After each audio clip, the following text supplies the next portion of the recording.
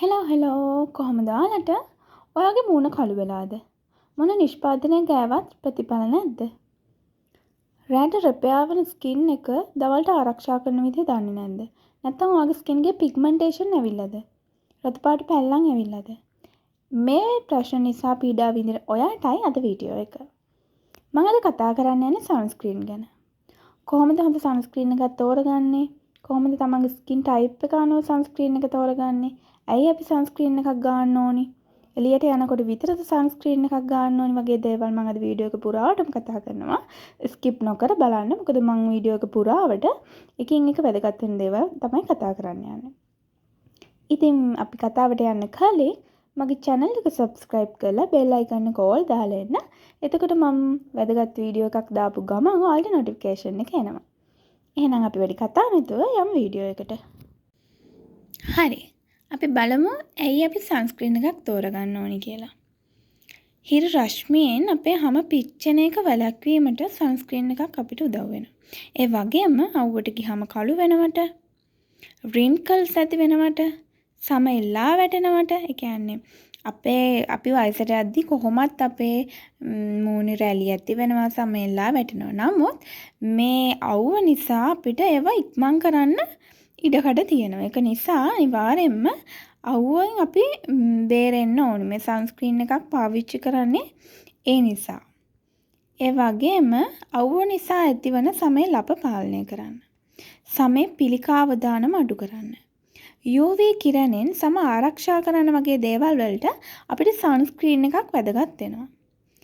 ඉතින් අපි බලමු සන්ස්ක්‍රීන් එකක් කොහොමද අපි තෝරගන්නේ කියලා. ලංකාව වගේ රටකට අවම SPF වගේ 30ක්වත් තියෙන සන්ස්ක්‍රීන් එකක් ඕනේ අපි තෝරගන්න. නමුත් තද අවුවට යනම නම් 30 බෑ. අඩුම 50ක්වත් තියෙන්න ඕනේ. 50න් උඩ තමයි ඔයාලා තෝරගන්න ඕනේ. ඒ වගේම UVA, UVB කියන අහිතකර කිරණ වලින් සම ආරක්ෂා කරන්න පුළුවන්ද කියලා තියෙන හොඳ සන්ස්ක්‍රීන් එකක් ඕනේ අපි තෝරගන්න. ඒ වගේම ස්කින් ටයිප් එකට ගැලපෙන සන්ස්ක්‍රීන් එකක් ඕනේ අපි තෝරගන්න. නැත්තම් මූණේ ඔයිලි වෙනවා, නැත්තම් පිටි කෑවා වගේ වෙනවා නේ ප්‍රශ්න නිසා ඔයාගේ ස්කින් ටයිප් එක බලලා ඔයාට ගැලපෙන එක තෝරගන්න පුළුවන්. ඔයාට තියෙන ඩ්‍රයි ස්කින් එකක් නම් අපි බලමු ඔයාට ගැලපෙන සන්ස්ක්‍රීන් එක කොහොමද තෝරගන්නේ කියලා. ඔයාට මොයිස්චරයිසර් ටයිප් එකක් හරියනවා. ඒ වගේම ක්‍රීමි ටයිප් එකේ ලෝෂන් ටයිප් එකේ එකක් වුණත් ඔයාට හරියනවා. ඒ වගේම ඒකේ ග්ලිසරින්, ඇලෝවේරා වගේ දේවල් අඩංගු වෙලා තියෙනවා නම් ගොඩක් හොඳයි. මොකද ඔයාගේ හැමේ තෙතමනය රඳා පවතින්න ඒක උදව් වෙනවා. ඒ වගේම අපි බලමු තෙල් සහිත සමක් තියෙන කෙනෙක්ට කොහොමද සන්ස්ක්‍රීන් එකක් තෝරගනිද්දී බලන්න ඕනි කියලා. තෙල් පාලනය කරන සන්ස්ක්‍රීන් එකක් ඕනේ අපි තෝරගන්න. ඒ වගේම කුරුලා ඇති නොවන එකක්. බොහෝ විට තෙල් සහිත සමක කුරුලා තියෙන්න පුළුවන්. ඒ නිසා non comedogenic oil free එකක් වෙන්න ඕනේ. කියන්නේ සිදුරු අවහිර නොකරන oil free product එකක් වෙන්න ඕනේ ඔයාලා තෝරගන්න. ඒ වගේම ඔයාට ගැලපෙනවා gel base, aqua base, matte finish වගේ type එකට යන එක ඔයාට ගැලපෙනවා. ඔයාලට තියෙන සංවේදී සමක්ද? අන්න එහෙනම් ඔයා ගොඩක් සැලකිලිමත් වෙන්න ඕනේ දේවල් තෝරගනිද්දි. මොකද ඔයාගේ ස්කින් එකට ඉක්මනට ඇලර්ජි වෙන්න බලනවා. මොන නිෂ්පාදනය ගත්තත් ඔයාලා අලුතෙන් නම් පාවිච්චි කරන්න අනිවාර්යෙන්ම පැච් ටෙස්ට් එකක් කරලා බලලා ඔයාගේ ස්කින් එකට ඕකේ නම් විතරක් පාවිච්චි කරන්න. ඒ වගේම තමයි රසායනික ද්‍රව්‍ය අඩු, fragrance free, oil free, non comedogenic එකක් වෙන්න ඕනේ ඔයාලා තෝරගන්න. මේ මොන විදිහේ ස්කින් ටයිප් එකක් තිබ්බත් අපි හරියට පාවිච්චි කරන විදිය හරියද? අපි ක්‍රීම් ගන්නවා වගේද මේ සන් ක්‍රීම් එක ගන්නෙ. චුට්ටක් ගාලා ඇප්ලයි කරන එකද අපි කරන්නේ. එහෙනම් ඒක සම්පූර්ණයෙන්ම වැරදි.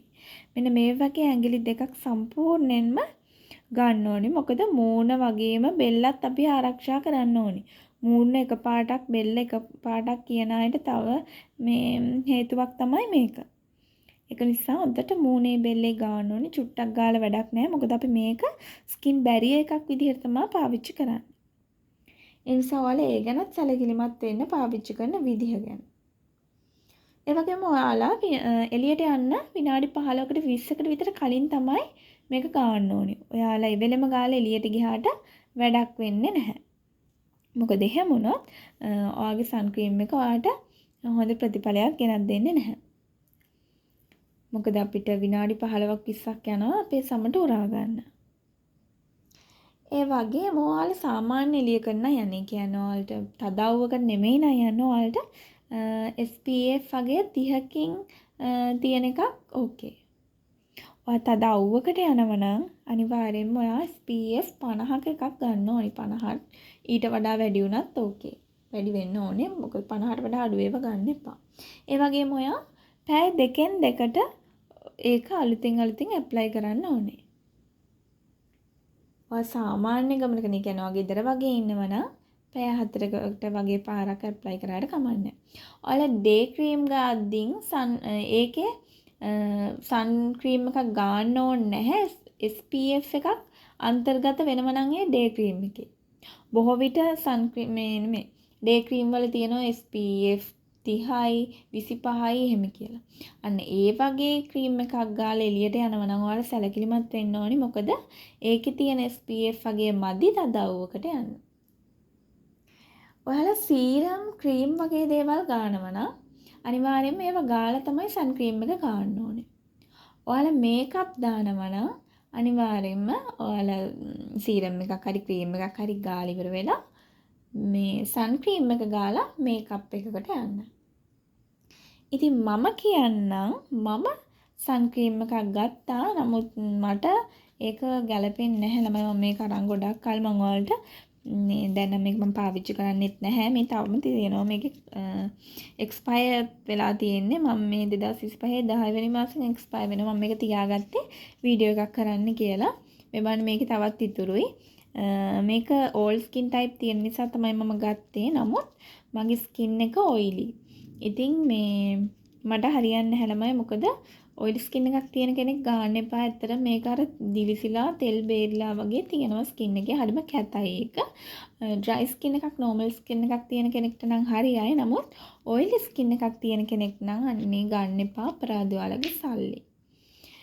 ඉතින් මම අදට එහෙනම් වීඩියෝ එක අවසන් කරන්නම් ළමයි. මගේ වීඩියෝ එක වැදගත් කියලා හිතනවා නම් අනිවාර්යයෙන්ම මගේ channel එක subscribe කරලා තියාගන්න. ඒ වගේම bell notification එක all දාලා තියාගන්න. මොකද එතකොට මම වීඩියෝ එකක් දාපු ගමන් ඔයාලට මගේ notification එකක් එනවා. එහෙනම් මම අදට වීඩියෝ එක අවසන් කරනවා. bye.